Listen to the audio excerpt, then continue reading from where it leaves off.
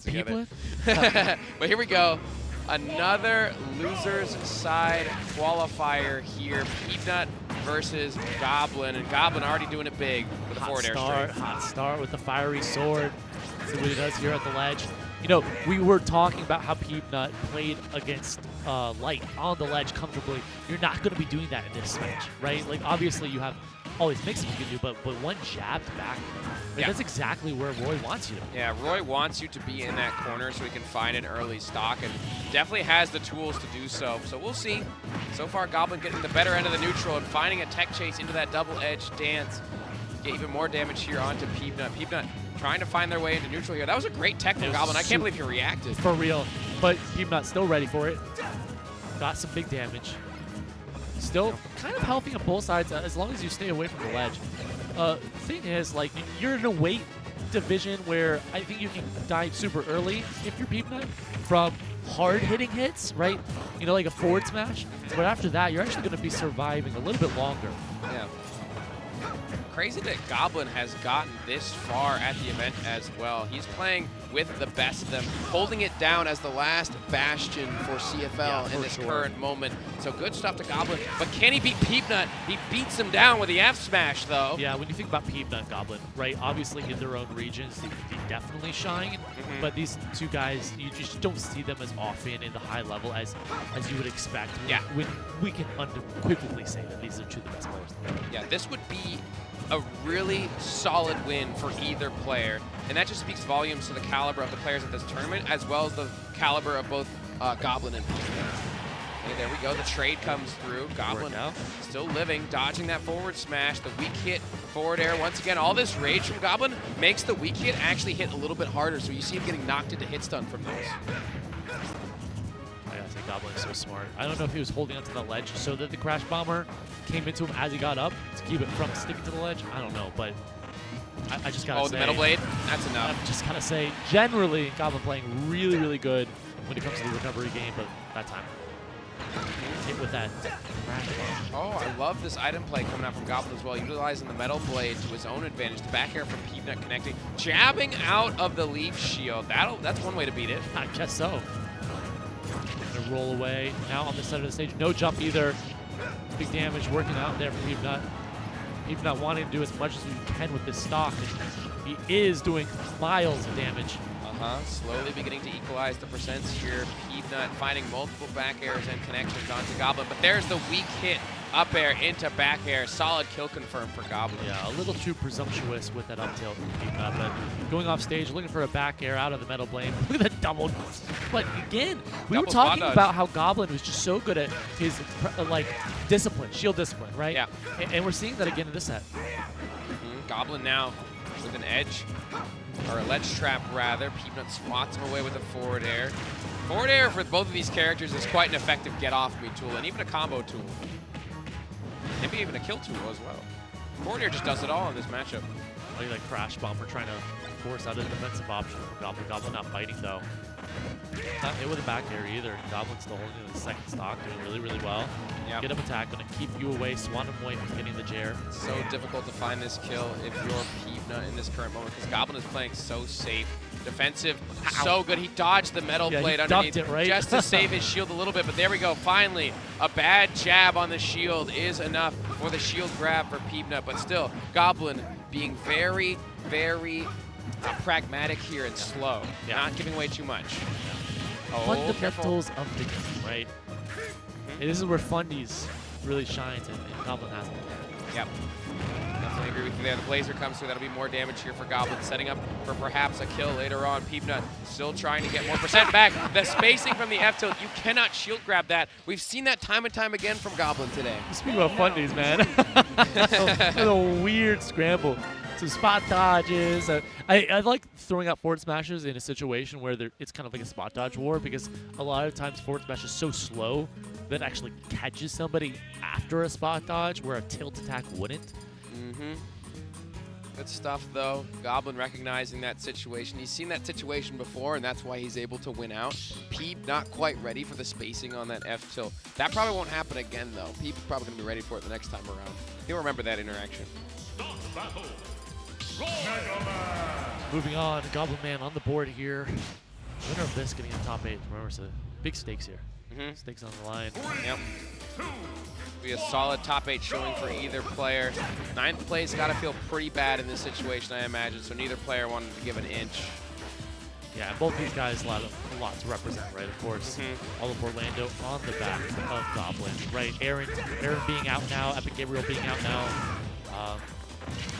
Same with Peabnut Paul, right? Like losing Lola, right? So this is one of our last hopes.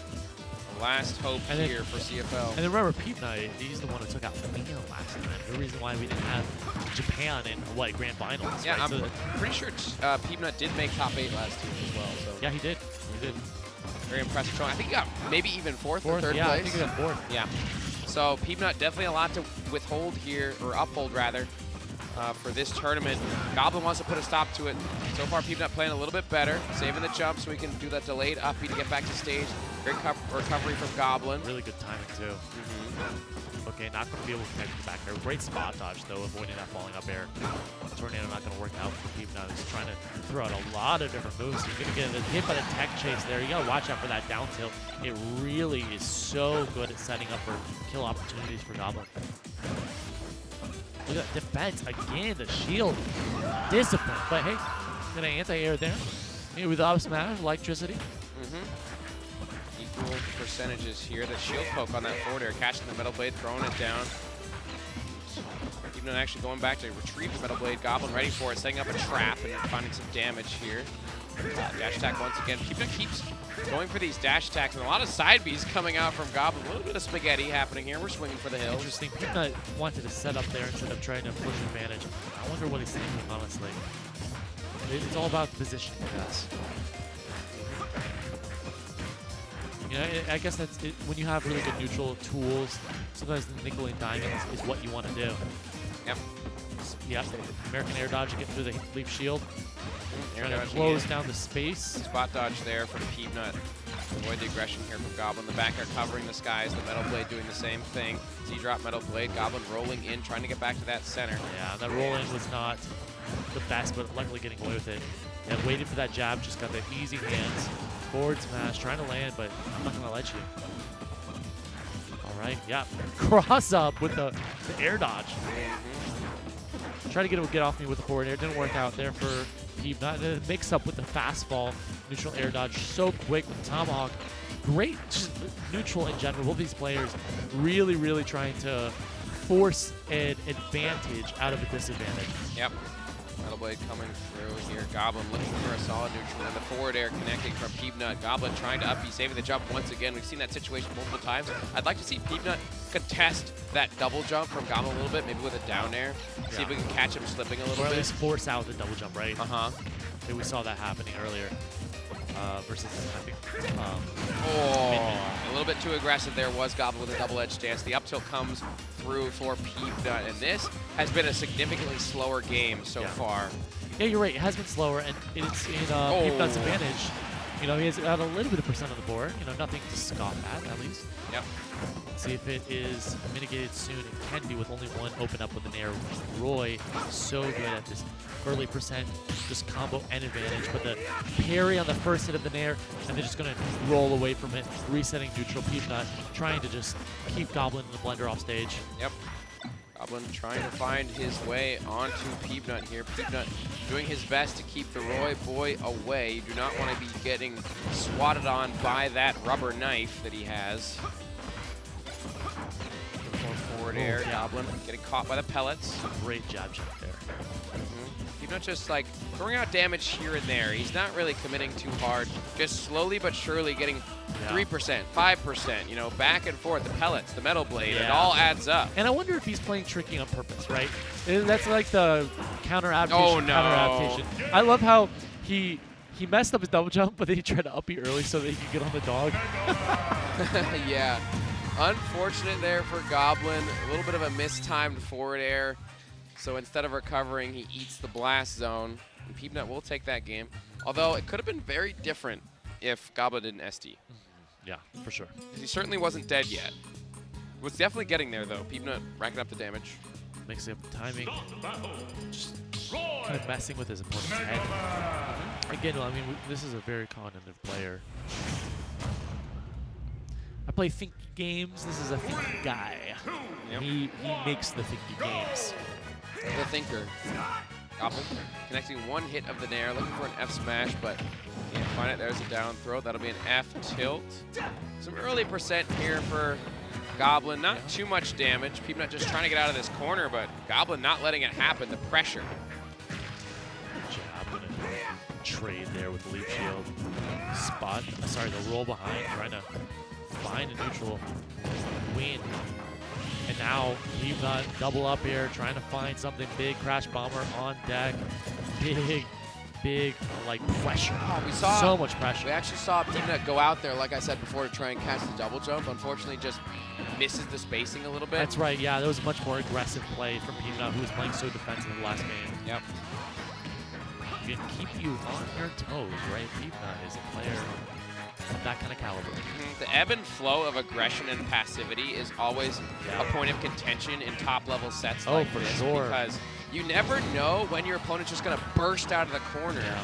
Especially Peabnut, who loves to be in that corner, suddenly bursts out with a forward air, bursts out with a dash attack, and you're at disadvantage after that. Yeah, I got to say, if you guys are new to Smash, hot and cold, push and pull, both of these are things that you really want to implement into your play. A good way to think about it, I know you guys have been at home playing a 3-player Smash game, and what do you do in a 3-player Smash game? You stay out of the middle. Yeah, very true. I think in a 2-player Smash game, you want to be in the middle, though. That's true. Definitely can set up underneath this platform. Peabnut, once again, elected to hold this corner. Goblin swatting him away with the down tilt and the weak hit forward air. Peabnut trying to make his way back, forward airing out of the corner. There's a jab, but the angle is just not good enough to confirm it to. But at this percent, ooh, Blazer will eventually start doing it. Not quite, not at that juncture of the stage, unfortunately for Goblin. Maybe an up throw? Yes, but good DI from Peabnut.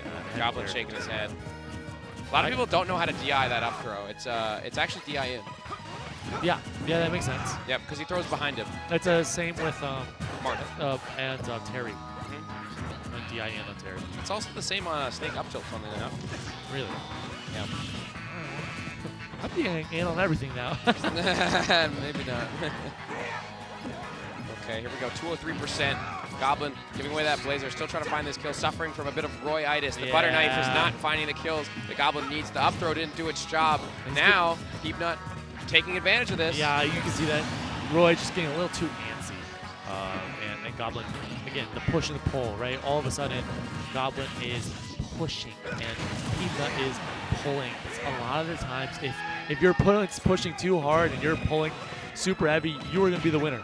You know, it's kind of like a game of chess. A lot of times you want to be the aggressor, just like that. Goblin. But if you're going to die off of it, it's not worth it. He clips him. It looks really cool, but Peabnut will win off the heels of Goblin's sick combo. That's the thing where you end the clip and then you still put it in the combo reel, right? Bro, that was kind of it was kind of raw though, no? Like everybody and their uncle know he's dead there, but it's kind of raw, right? Yeah, I want you to think about something for the next game. You might have this one, but I want you to think about something for the next game. Goblin. 2-1. Maybe not striking fear into his opponent, but going down there and has to win 2 more if he's going to move on to top 8. Peabnut looking pretty solid and to get into this top 8. You have to imagine that SD from Goblin in Game 2 is weighing on his mind a little bit. He looked a little bit less confident in that Game 3 situation. Now Peabnut up 2-1. This is Game 4. Game's not over. Peabnut taking a big deep breath before this one's starting, knowing that keep playing well, keep playing tough. Wow. Back throw here. Peabnut playing very, very aggressive, throwing out 2 up airs, the metal blade. The Blazer just barely clipping Peabnut and throwing the leaf shield high. That's actually a good adaptation from Peabnut because Goblin has been jumping over those leaf shields a lot. You want to throw high and you want to get away, right? You know, especially if your opponent shields it. Covers a lot of options. Has to land here. Really good space from Goblin. Trying to bait on that top platform. I like this. Lots of damage here. Reminiscent of Falcon and Melee. Ooh, I like that bounce. Yeah, little wave bounce, jab to back air, picks up the metal blade at the same time. Crowd popping off for Goblin as he gets a solid kill confirm and brings back some of that momentum he was lacking. Yeah, for sure. know, I like the lead. I like the percent of the lead. Really interesting roll behind. Little dodge that back. Up tilt once again from Peabnut, sensing that Goblin is drifting in. Double edge stance not going to be finished from Goblin. The shield flickers from both players. Great mash out from Peabnut. Shield flickers again. So Parry's happening. You see all this shield gameplay happening, but no solid hits really coming through. Peabnut does land a grab in the neutral scramble, but here comes Goblin. Weak hit, gets a grab of his own. That'll be an up air, maybe a forward air, but gets the frame trap as well. That's why Roy is so broken in those situations, especially on Battlefield. Yeah, with that fast falling behavior that Roy has too. So good. Sometimes you want those weak hits, right? Yep. There's a forward smash, though. Exactly what Peeb wanted in that situation. And Goblin actually jumped over the little dog there because what Peabnut likes to do is drop that dog right below the angel platform. You come down and just get launched and you lose all your invincibility. Exactly right. Goblin doesn't fall for that trick. It's the same thing with throwing out the Crash Bomber. These are Smash 4 tricks. Yep. Luckily, we've been around since then. Stalling tactics. All right, here's some up airs, air dodging out. Okay, drop through. Yes, exactly right. The drop through counter, beautiful stuff from Goblin there. That was a trick for sure. Okay. Thought maybe he couldn't get the back air, so I like to go for the up smash instead. A lot of players will instinctively just like DI in and air dodge. That's like a really early Roy class. That's what Goblin was looking for there. The spot dodges, man. It's so funny. Yeah, both players do like the spot dodge. Both jumping, full hopping in neutral as well. Trade out there. The dash attack multi-hit catching Goblin. And both these players really want to win this stock. Stock might go in the favor of Mega Man here, though. Oh, careful. Yeah, we actually saw that happen with Peabnut earlier, actually just taking the hit of the Crash Bomber so that he can just re-grab the ledge. Goblin now at a deficit here. I like that grab.